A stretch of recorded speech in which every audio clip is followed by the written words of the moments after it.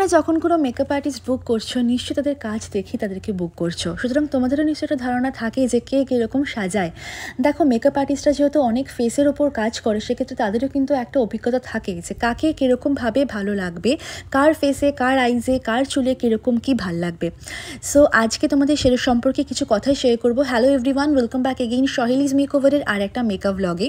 আজকে ডেট ছিল 29 নভেম্বর। আজকে আমার ব্যাক টু ব্যাক দুটো ব্রাইড ছিল, রিসেপশন ব্রাইডাল ছিল দুটো। তো সেক্ষেত্রে এখন বেরিয়ে পড়েছি।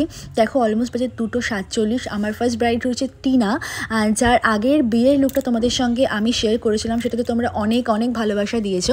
টিনার সম্পর্কে আমি বলতে চাইবো, ওর ফিচার্সটা খুবই সুন্দর, ওর ফেস কাটিংটা পুরো মডেলদের মতো, যেক্ষেত্রে ওকে খুব লাইট মেকআপ করলেও কিন্তু ওর মানে আউটকামটা খুবই ভালো আসে, খুব প্রফেশনাল লাগে ওকে দেখতে। এটা আমার পার্সোনালি মনে হয়েছে, জানি না তোমাদের কাদের কাদের এটা মনে হয়েছে। ওর ফেসের স্ট্রাকচারটা বলো, চোখ বলো, নাক বলো, বিশেষ করে জ লাইনটা আমার কিন্তু সবটাই মনে হয়েছে খুব প্রফেশনাল মডেলদের মতো। সো টিনার কথা যদি আমি বলতে চাই, টিনা কিন্তু সম্পূর্ণটা আমার ওপর ছেড়ে দিয়েছিল যে সহেলি তোমার যেরকমটা ভালো লাগে তুমি আমাকে সেরকমভাবেই সাজিয়ে দাও।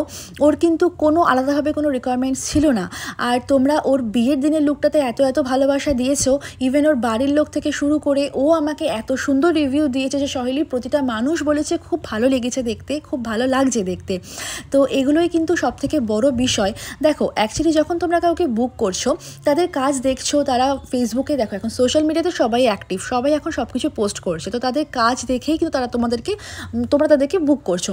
এবার তোমরা এটাও বোঝো কাদের কাজে এডিট থাকে, কাদের কাজে এডিট থাকে না, কোন ভিডিওতে ফিল্টার মারা, কোন ভিডিওতে প্যারিস ফিল্টার মারা নেই, কোন ফটোতে ফিল্টার দেওয়া রয়েছে, কোন ফটোতে ফিল্টার দেওয়া নেই, সেটা তোমরাও বোঝো।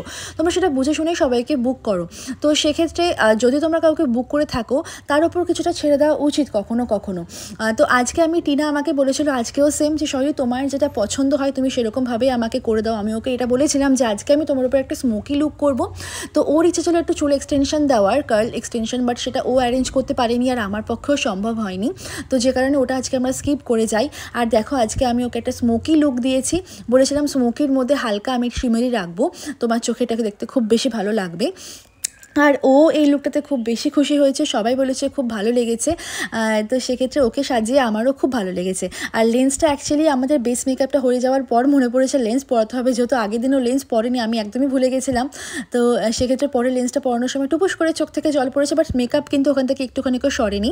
তোমরা দেখো, আশা করবো তোমাদের এই লুকটা সবার খুব ভালো লাগবে। হেয়ারটা আমি সামনে থেকে একদম নর্মালভাবেই রেখেছি, যেহেতু ওর হেয়ারে না প্রচণ্ড পরিমাণে অয়েল ছেড়েছে আর ক্রিম্পিং করা রয়েছে। আগের দিনের ক্রিম্পিং স্প্রে জানোই বিয়ের দিন আর কি যেগুলো হয়, চলো তো শ্যাম্পু করা যায় না, তো এগুলোর উপর ভিত্তি করেই যেরকমটা ওকে ভাল লাগবে আমি সেরকমভাবেই করেছি। চুলে ফুল অ্যাড করেছি, জিপসি আর গোলাপ। আর এটা হচ্ছে ওর ফাইনাল লুক। তোমরা কিন্তু অবশ্যই জানিও কেমন লাগলো। তো এরপর আমার সেকেন্ড ব্রাইড ছিল হচ্ছে নিউ ব্যারাকপুরের একটু ভেতরে ছিল। আর ও ছিল হচ্ছে বসুনগরে, মানে বসুনগর থেকে নিউ ব্যারাকপুর আমি গেছি বলতে গেলে পরে পাক্কা 10-15 মিনিটে। অ্যাকচুয়ালি আজকে আমার এইগুলো দুটোই সম্ভব হয়েছে অভিষেকের জন্য, কারণ কি অভিষেক যদি আমাকে এতটা সাপোর্ট করে যদি আমাকে না পৌঁছে দিয়ে আসতো এত তাড়াতাড়ি করে, তাহলে কিন্তু হয়তো আজকে আমার কাজগুলো উদ্ধার হতো না। তো তার জন্য ওকে আলাদা করে থ্যাঙ্কস কী বলবো, ও সবসময় সব কিছুতে খুব বেশি সাপোর্টিভ। এনিওয়েজ, তো চলো আজকে ওর কাছ থেকে খুব সুন্দর লেগেছে। আগের দিনও যে ওয়েডিংয়ের জন্য যে সাজটা করেছিলাম, সাবেকি লুকটা যেটা আমি চেয়েছিলাম, ওটা দারুণ হয়েছে। আমার বাড়ির লোকেরা, আমার এই বাড়ির লোকেরা সবাই প্রশংসা করেছে, ইভেন আমার যারা গেস্ট ছিল সবাই প্রশংসা করেছে ওই সাজে। আর আজকেরটাও দুর্দান্ত হয়েছে, স্পেশালি তো আমার চোখগুলো দারুণ লাগছে। Thank you. চলো ফুল লুকটা নিয়ে নিই।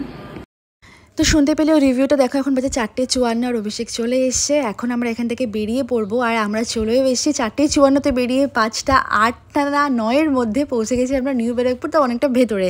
তো এখন সাজানো রয়েছে আমার একটা বন্ধুর বৌদিকে। তাকে দেখতেও খুব মিষ্টি, তাকে দেখতে ন্যাচারালি খুব সুন্দর, তার বেশি মেকআপের কোনো প্রয়োজনই নেই।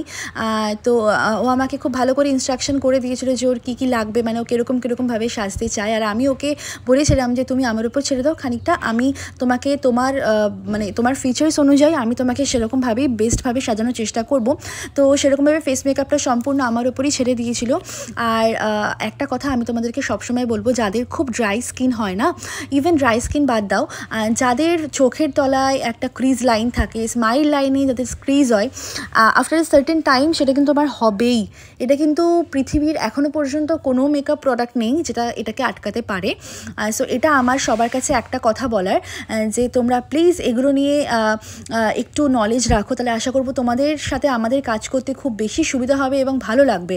অ্যাকচুয়ালি দেখো, আমরা তো এটা বলতে পারি না যে তুমি একদম হাসবে না, কথা বলবে না। অবশ্যই হাসবে, অবশ্যই কথা বলবে, বাট সেটা এটাকে অ্যাভয়েড করা, মানে স্মাইল লাইন্স বলো, এটাকে অ্যাভয়েড করার একটাই রাস্তা, যেটা যদি একটুখানি তোমরা নিজেদেরকে সংযত রেখে, মানে দেখো মেকআপ শুধু করলেই হবে না, মেকআপটাকে ক্যারি করতেও জানতে হবে, এটা আমার পার্সোনালি মনে হয়।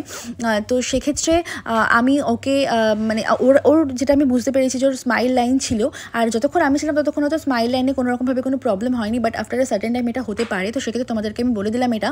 আর যারা আমার আপকামিং ব্রাইডও রয়েছে তাদেরকেও এটা বলতে চাইবো যে দেখো, তোমাদের যদি স্মাইল লাইন থেকে থাকে তোমরা প্লিজ এটার জন্য প্রিপেয়ার থেকেও, যে কিছুটা সময় তোমাদের সেটা থাকবে, মানে কিছুটা সময় সেটা তোমাদেরকে কিছুই বোঝা যাবে না, স্মাইল লাইন তোমাদের আসবে না, বাট মেকআপটা যখন আস্তে আস্তে 3-4 ঘন্টা ক্রস করবে তখন কিন্তু তারপর থেকে তোমরা খুব হাসলে বা কথা বললে কিন্তু স্মাইল লাইন থেকে অটোমেটিক্যালি ওখান থেকে কিন্তু ক্র্যাকিং শুরু হবে। তো তার জন্য খুবই লিমিটেড একটা প্রোডাক্ট আমরা ইউজ করে থাকি, মানে খুবই কম পরিমাণে, স্বল্প পরিমাণে প্রোডাক্ট সেখানে আমরা ইউজ করি, তারপরেও কিন্তু এটা হয়ে থাকে।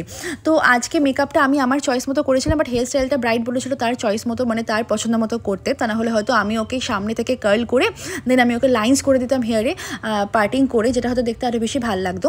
আর দেখো আজকে লক্ষ্মী মিষ্টি ব্রাইড, মানে লক্ষ্মী ঠাকুরের মতো দেখতে লাগছে বলতে গেলে পরে। তো তোমরা অবশ্যই জানো তোমাদের কেমন লাগলো আজকে দুটো মেকআপ লুক, আর অবশ্যই জানিয়ে